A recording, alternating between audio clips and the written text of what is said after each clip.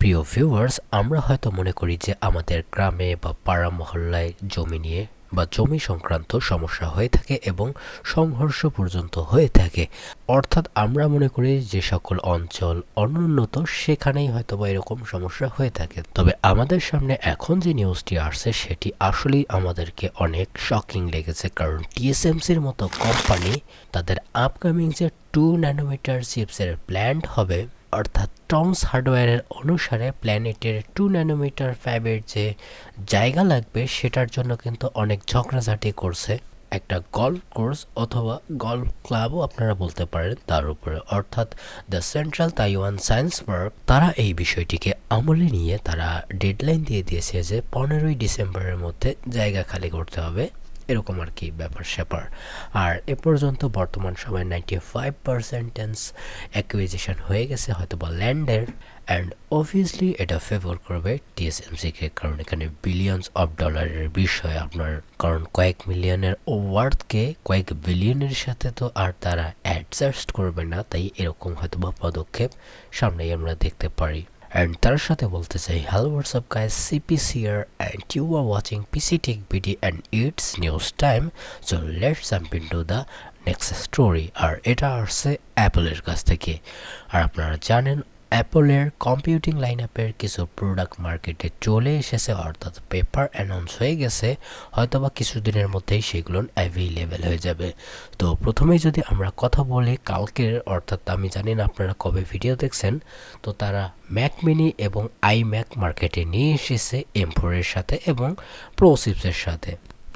Exactly যদি বলি তো এবারে M4 যে আইম্যাক হবে সেটা M4 এর সাথেই পাবেন, যার প্রাইস শুরু হবে $1300 থেকে।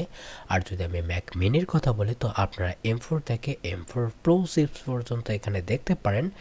প্রাইসটা অনেক জায়গায় রিজনেবল লাগছে, $600 থেকে হয়তো বা সর্বোচ্চ যেটা আর কি M4 প্রো হবে 12 কোরের সিপিইউ সমৃদ্ধ এবং 16 কোরের জিপিইউ, ইউনিফাইড মেমোরি হিসেবে থাকতে পারে 24 জিবি, 512 জিবি স্টোরেজ, তাও আবার প্রাইস এখানে $1400 ধরা হয়েছে। হ্যাঁ, এটা প্রো ভার্সন, তবে 512 জিবি। আর প্রথমেই রিজনেবল প্রাইসের কথা কেন বললাম, কারণ আগের বারের লাইন আপগুলোর হয়তো বা একটু প্রাইস ড্রপ করে দিতে পারে। তারপরে যদি কথা বলি ম্যাক প্রো লাইন আপের, তো এয়ারের ক্ষেত্রে আমি আগেই বিষয়টি বলে দিই, এর আগে যেটা করেছিল অর্থাৎ 13 বা আপার ইঞ্চের যে ম্যাকবুক এয়ার ছিল সেটাতে আপনারা জানেন যে শুধুমাত্র 8 জিবি ইউনিফাইড মেমোরি দিয়ে $1000 নিত, তবে সেটাকে এবার চেঞ্জ করে আগের কনফিগারেশনই থাকছে 16 জিবি করে আগের প্রাইস রেখেছে। কতটা এটা যৌক্তিক আপনারা কমেন্ট সেকশনে লিখতে পারেন। তবে আমি যদি এখন প্রোর কথা বলি, 14 অ্যান্ড 16 ইঞ্চের হয়ে থাকবে, তার মধ্যে যেগুলো 13 থাকবে সেগুলো M4 এর সাথে আসতে পারে, তবে যেগুলো 16 ইঞ্চ সেগুলো সবগুলোই শুরু হবে M4 প্রো থেকে ম্যাক্স পর্যন্ত।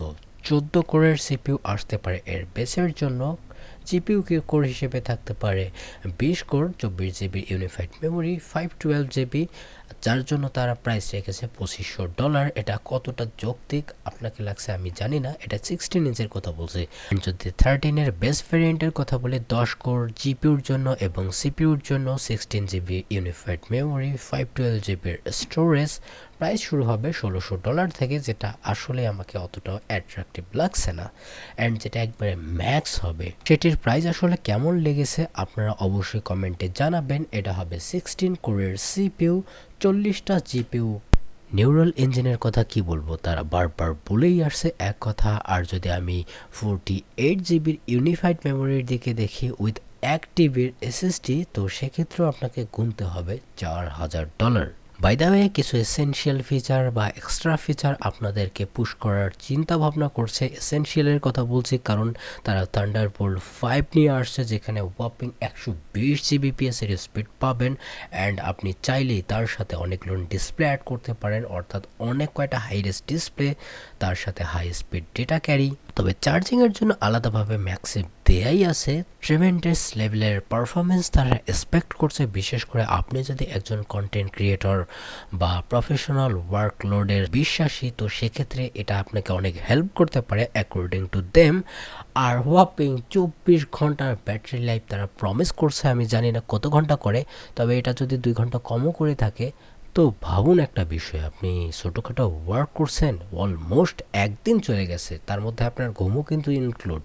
তো ওভারঅল এই বিষয়টা অ্যাপেলের আমাকে ভালো লেগেছে। 24 ঘন্টার ব্যাটারি লাইফ, অন্ততপক্ষে যদি 20 ঘন্টা পর্যন্ত দেয়, ইটস মোর দেন এনাফ আমার জন্য। তাছাড়াও তারা জবরদস্তি তারা একটা জিনিসকে ইনক্লুড করার চিন্তা ভাবনা করছে, সেটা হচ্ছে তাদের এআই, অর্থাৎ অ্যাপেল ইন্টেলিজেন্স। হ্যাঁ, অনেক ক্ষেত্রে অনেক ছোট ছোট কাজে আসে বা ব্যবহার হয়। আমার মনে হয় না যে বাংলাদেশে এর বেশি একটা প্র্যাকটিক্যাল ব্যবহার হবে বলে মনে করি। তবে হ্যাঁ, তারা ফ্রিতে একটা এক্সট্রা ফিচার দিচ্ছে, তো নিতে দোষ কি? আর এখন তো এআই যুগ, আর যেটা তারা গলা ফাটিয়ে ফাটিয়ে বলছিল যে আমাদের সিপিইউ এবং জিপিইউ অর্থাৎ ইন্টিগ্রেটেডের কথা বলছি, M1 ম্যাক্সের চেয়ে এটা প্রায় 3 গুণ 2 গুণ। আর সবচেয়ে ফালতু থিং লেগেছে, 4-5 বছর আগের ইন্টেল বেস ম্যাকের সাথে তুলনা করছিল। এটা আসলেই ফ্রাস্ট্রেটিং লাগছিল আমাকে। এটা অবশ্যই অ্যাপেলের করা উচিত নয়। তবে হ্যাঁ, এখানে আমি একটা কথা ইনক্লুড করতে চাই, আপনি যদি ক্রিয়েটিভ প্রফেশনালের সাথে জড়িত থাকেন, অর্থাৎ আপনি একজন কন্টেন্ট ক্রিয়েটর অথবা ছোটোখাটো কোডিংও করে থাকেন, অথবা যে কোনো ধরনের প্রোডাক্টিভ টাস্ক, তো সেক্ষেত্রে এই মেশিনগুলো আপনার জন্য আসলে একটা গ্রেট সলিউশন হতে পারে। হ্যাঁ, প্রাইস অনেক বেশি, সেক্ষেত্রে আপনারা প্রিভিয়াস জেনারেশনগুলো নিতে পারেন। তবে হ্যাঁ, ভিডিও এডিটিং থেকে শুরু করে যারা এই ধরনের কাজের সাথে জড়িত, বা ইভেন যদি আপনি 3Dর কাজও করতে চান, অনেক অ্যাপ্লিকেশনে এতটাই অপটিমাইজেশন চলে এসেছে যেটা আপনি মিডিয়াম ক্যাটাগরির গ্রাফিক কার্ডের মতো ফিল পাবেন, বা ওর থেকে অনেক বেটার পেতে পারেন অনেক ক্ষেত্রেই। আমি এখানে গ্রাফিক কার্ডকে ছোট করে কিছু বলছি না, তবে আপনার হাতে যদি ছোট্ট একটা মেশিন থাকে যেটা দিয়ে আপনি ট্রেমেন্ডাসলি আপনি 8Kতে ভিডিও এডিটিং করতে পারছেন বা কোনো কমপ্লেক্স কাজ করতে পারছেন, এটা আসলেই কিন্তু একটা গ্রেট থিং যারা কন্টেন্ট ক্রিয়েটার আছেন বা এই ধরনের প্রফেশনাল ওয়ার্ক ফিল্ডে আছেন, তবে নর্মাল লোকের জন্য নয়। বাই দ্য ওয়ে, এখানে তারা একটা খুবই সাহসিকতার পরিচয় দিয়েছে। তারা হয়তো বা সামনের দিকে গেমিংয়েও আসতে পারে। বর্তমান সময়ের জন্য তারা ডেমনস্ট্রেট করে দিয়েছে অ্যাসাসিন ক্রিডের যে শ্যাডো আসবে, অথবা সাইবারপাঙ্ক 2077-এর মতো এত ভারী একটা অথবা গ্রাফিক্স ডিমান্ডিং গেমসেও অনেকটা সিনেম্যাটিক লুকে হলেও যে চালাতে পেরেছে, এটা আসলে একটা good thing. Shadow of the Tomb Raider তো আগেই আমরা দেখেছি। তবে হ্যাঁ, দেখার বিষয়, এগুলো যদি তারা মেটেলের সাহায্যে অর্থাৎ তাদের এপিআই সাহায্যে যদি ভালো কিছু কাজ করে, তো সেক্ষেত্রে দেখা যাবে আপনি প্রোডাক্টিভ কাজের পাশাপাশি কিন্তু গেম এনজয় করতে পারেন। আর আমি মনে করি 60 এফপিএসে কোনো গেমস যদি ল্যাপটপে চলে আসে উইথ মোটামুটি একটা কোয়ালিটি সেটিংসে, আপনার মনেই হবে না যে আপনি খারাপ এক্সপিরিয়েন্স পাচ্ছেন। এটা কিন্তু ভাবার বিষয়। আর অ্যাপেলের গেমিংয়ের জগতে আসার জন্য তাদের রেসপেক্টে তো একটা এফ আপনারা প্রেস করেই দিতে পারেন কমেন্ট সেকশানে। এখন চলে যাব আমাদের নেক্সট নিউজে, আর এটা আসছে মূলত গিগাবাইটের কাছ থেকে। আর তারা একটা জিনিসকে কনফার্ম করে দিয়েছে, রাইজেন 7 9800X3D যেটা আসবে সামনের যে সিপিইউ গেমিংয়ের জন্য, অর্থাৎ গেমিং কিং যেটা হতে চলেছে, সেটিকে টেস্টিং করা হয়েছে 1080p পারফরমেন্সের ক্ষেত্রে, যেখানে অনেক জায়গায় 3% থেকে শুরু করে 5% গেমিং বুস্ট দেখা গেছে। এটা মাদারবোর্ডের X3D টার্বো মোডের ক্ষেত্রে। অর্থাৎ আমি সাধারণ পারফরমেন্সের কথা বলছি না, এটা যে নর্মালি চলবে আপনার নর্মাল বায়োসে, সেটার থেকে প্রায় 3% গেমিং পারফরমেন্স ইনক্রিজ করতে পারে। আর এবারে আর একটা বিষয় আমাদের সামনে চলে আসছে এই স্পেসিফিক সিপিইউটির উপরে, অর্থাৎ 9800X3Dর উপরে। এবারে এটার ক্লক ধরা যাচ্ছে 5.2 GHz, এটা হচ্ছে তাদের ম্যাক্সিমাম ক্লক। তবে এক লিকের ক্ষেত্রে আমরা দেখতে পারলাম যে এখানে মাল্টিপ্লায়ার অন করা যাবে, অর্থাৎ আমরা যেমন ইন্টেলকে মাল্টিপ্লায়ার এনেবেল করে আমরা ওভারক্লক করেছিলাম, তো সেক্ষেত্রেও এটা হয়তো বা করলেও করা যেতে পারে। তবে বাকিটা চিপসের রিভিউ আসলেই বোঝা যাবে। আর আজকের নিউজটা একটু বড় হতে চলেছে, তাই দেখবেন শেষ পর্যন্ত। তো এখানে আরেকটা আমাদের সামনে নিউজ চলে এসেছে, যেটা রে ট্রেসিংয়ের বিষয়ে। অর্থাৎ এখানে 36টা গেম পারফরমেন্স করা হয়েছে এবং এখানে ইনভেস্টিগেশন করা হয়েছে যে রে ট্রেসিংয়ে এটা কি আসলেই আমাদেরকে বেনিফিট দেয়। তো অনেক জায়গায় দেখা গেছে যে এপিএস গেমের কথা বলছি আমি, তো ঠিক আছে, আমি ঠিকঠাকই বলবো, এখানে মোটামুটি একটা ভালো পারফরমেন্স ধরে রাখতে পেরেছে, অনেক জায়গায় খারাপ করেছে। তবে আমার কথা হচ্ছে এপিএস গেমসে আপনি রে ট্রেসিংয়ের ফিচার এতটা কী করবেন? কারণ আমি একটা জিনিস দেখেছি, আপনি এফপিএস গেমসে যদি ম্যাক্স সেটিংস থেকে লোতে নামেন, আমার মনে হয় যে আপনার ফায়দা বেশি হবে। অনেক গেমসে তো দেখা যায় যে গ্রাফিক্স কম হওয়ার কারণে এনিমি এদিক থেকে ওই দিক পর্যন্ত দেখা যায়, তো এটা একটা গ্রেট থিং। এটা আমার হিসেবে বলছি, বাকিটা আপনাদের উপর। তারপরে যদি নিউজের কথা বলি, সেটি ইন্টেলকে কেন্দ্র করে, কারণ একটা বিষয় আমি আপনাদের সামনে ক্লিয়ার করতে চাই। বর্তমান সময়ে অলরেডি কিছু রিভিউ আমাদের সামনে চলে এসেছে অ্যারোলেক ডেস্কটপ সিপির উপরে, যেখানে আমরা দেখতে পারছি কিছু গেমিং পারফরমেন্সে ব্যাড ওয়ে পারফরমেন্স করেছে কোর আল্ট্রা 9 285K। তবে এখানে একটা বিষয় আপনাদেরকে বলি, তারা কিন্তু একটা জিনিস আমাদের সামনে তুলে ধরেছে যে আমরা এবার নতুনভাবে রিসেট করছি বিষয়গুলোকে, আর নতুন প্ল্যাটফর্মে উঠছি, আমরা নতুন একটা শুরু করতে চাই।